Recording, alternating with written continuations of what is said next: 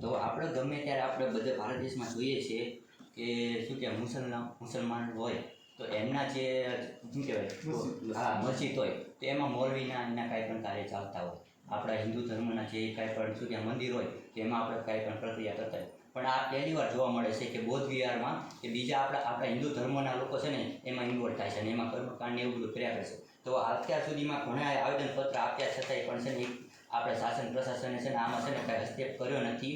આમાં એવું કાંઈ શું કે પગલું ભર્યું નથી કે આનો છે ને નિકાલ આવે.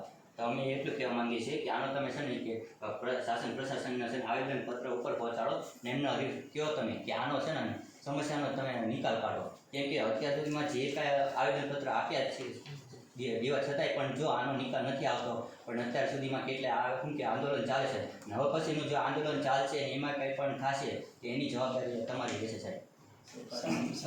પ્રશાસનની તમારી રહેશે. ના બૌદ્ધ આપણા ભારત દેશમાં બધી જગ્યાએ વિશ્વમાં એમ કહે છે કે ભારત દેશ છે તે બૌદ્ધના ઉપરથી આપણે બૌદ્ધિસ્ટ દેશ છે એમ કહેવાય છે કે તો હવે આપણે જે આપણે બૌદ્ધિસ્ટ છે આપણે ઓકે સર.